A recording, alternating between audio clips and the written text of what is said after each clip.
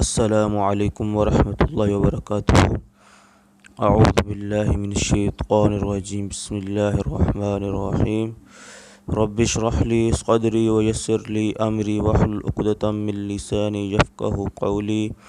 رب زدنی علما رب زدنی علما رب زدنی علما۔ حضور صلی اللہ علیہ وآلہ وسلم کا ارشاد ہے کہ بچہ کو شروع میں جب وہ بولنا سیکھنے لگے لا الہ الا اللہ یاد کراؤ، اور جب مرنے کا وقت آئے جب بھی لا الہ الا اللہ تلقین کرو۔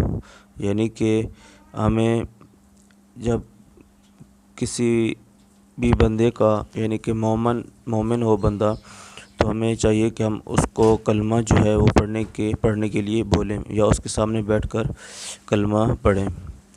تلقین کا یہ مطلب ہے، جب بھی مرنے کا وقت آئے تب بھی جو ہے لا الہ الا اللہ تلقین کرو۔ جس شخص کا اول کلمہ لا الہ الا اللہ ہو اور آخری کلمہ لا الہ الا اللہ، وہ 1000 برس بھی زندہ رہے تو انشاءاللہ کسی گناہ کا مطالبہ نہیں ہوگا، کسی وجہ سے گناہ صادر نہ ہوگا، اور اگر صادر ہو تو توبہ وغیرہ سے معاف ہو جائے گا۔ یعنی کہ مومن بندہ جو ہے وہ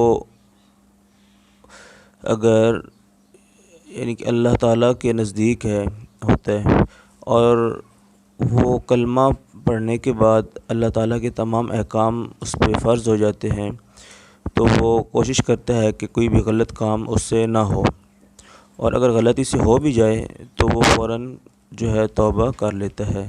اس وجہ سے اللہ جل شانہ اسے اپنے فضل سے معاف فرمائیں گے۔ نیکسٹ اس کا فائدہ ہے تلقین۔ اس کو کہتے ہیں کہ مرتے وقت آدمی کے پاس بیٹھ کر کلمہ پڑھا جائے تاکہ اس کو سن کر وہ بھی پڑھنے لگے۔ اس پر وقت جبر یا تقاضا نہیں کرنا چاہیے، یعنی کہ زبردستی نہیں کرنی چاہیے، کیونکہ وہ شدت و تکلیف میں ہوتا ہے۔ اخیر وقت میں کلمہ کی تلقین کرنے کا حکم اور بھی بہت سی احادیث صحیحہ میں وارد ہوا ہے۔ متعدد حدیثوں میں یہ بھی ارشاد نبوی وارد ہوا ہے کہ جس شخص کو مرتے وقت لا الہ الا اللہ نصیب ہو جائے، اس کے گناہ ایسے گر جاتے ہیں جیسے سیلاب کی وجہ سے تعمیر، یعنی کہ سیلاب کی وجہ سے کوئی عمارت گر جاتی ہے۔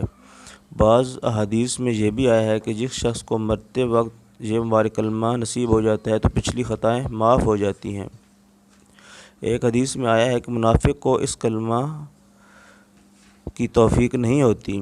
ایک حدیث میں آیا ہے کہ اپنے مردوں کو لا الہ الا اللہ کا توشہ دیا کرو، یعنی کہ ہم پڑھ کر یعنی کہ یہ کلمہ ان کو ایصال ثواب کیا کریں۔ ایک حدیث میں آیا ہے کہ جو شخص کسی بچہ کی پرورش کرے یہاں تک کہ وہ لا الہ الا اللہ کہنے لگے، اس سے حساب معاف ہے۔ یعنی کہ اگر پیرنٹس اپنے بچے کو یہ کلمہ یاد کروائیں، یعنی کہ اسلام کی کلمہ کا مطلب یہ ہے ساتھ میں اس میں کہ ہم ان کو اسلام کی تعلیم دیں، اور پہلا یہ ہے کہ اسلام کی تعلیم میں ان کو یہ پہلے کلمہ یاد کروائیں، تو اللہ تعالیٰ اس سے جو ہے اس کا حساب معاف فرما دیتے ہیں۔